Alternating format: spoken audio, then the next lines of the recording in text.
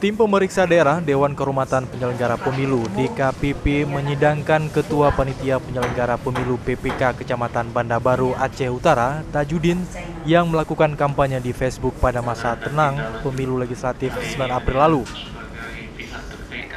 Tajudin dilaporkan berkampanye untuk salah satu kandidat caleg dari Partai Aceh di media sosial itu. Ia dilaporkan ke DKPP oleh Sofyan, Sekretaris Partai Nasional Aceh (PNA) Aceh Utara. Padahal sebagai penyelenggara pemilu, mestinya Tajudin tak berkampanye untuk siapapun dan bersikap netral. Di hadapan majelis, Tajudin mengaku khilaf telah menulis ajakan kepada masyarakat untuk memilih caleg Partai Aceh. Menurutnya, saat membuat status itu, ia memposisikan dirinya sebagai putra daerah Kecamatan Banda Baru yang ingin membawa perubahan bagi daerahnya.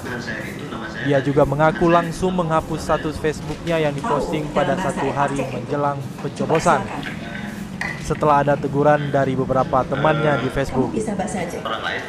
Kepada majelis, Tajudin juga mengaku siap mempertanggungjawabkan perbuatannya yang dinilai telah melanggar kode etik dan tidak netral sebagai penyelenggara pemilu. Setelah mendengarkan keterangan dari tergugat dan anggota Panwaslu Aceh Utara, tim pemeriksa daerah DKPP menutup sidang pelanggaran etik ini.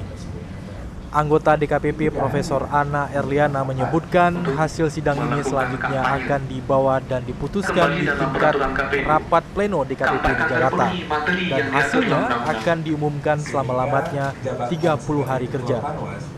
Sejauh ini DKPP telah menerima 70 kasus pengaduan pelanggaran pemilu yang dilakukan penyelenggara pemilu di sejumlah daerah. 3 diantaranya merupakan laporan terhadap penyelenggara pemilu di Aceh. Dari Banda Aceh, Ferdian Majni melaporkan untuk Aceh Video.